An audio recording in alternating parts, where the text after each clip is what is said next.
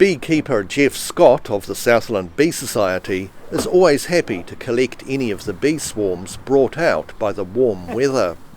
He says it took him very little effort to extract this particular swarm and rehouse it in a hive box. Sometimes they'll be up a power pole, or they can be inside of the eaves of a building. So this is a really easy one, but they're not always this easy.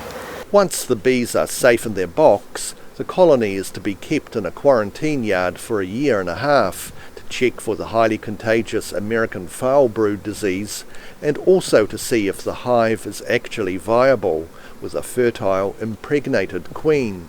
So sometimes in a hive like this could even be a virgin queen that's come out of a hive that was really strong, and it could be like a secondary swarm as well. So he says this colony would have been planning to just cluster up on the fence for a few days while looking for a more suitable place to settle down and build the bee cells needed for a hive. Bees would have gone out looking for, some go out looking for food and bring it back in, but others go out, and I call them real estate bees. They'll go around looking for holes in buildings and trees for the next hive, and then they'll come back and they'll do a little dance on that cluster there and tell the bees, and then I'll have a couple of bees that'll go and have a look, make a decision, and then they'll lead that whole swarm to that thing.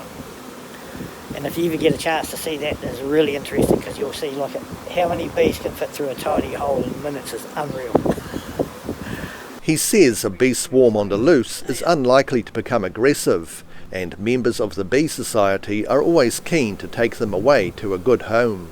Leave them alone and let them cluster up where they were there, and then just find someone that can take them away. But they don't want to spray water on them or anything like that, because that does make them angry and it just drives them away. But if you just leave them alone and just call a beekeeper, they'll come and pick them up.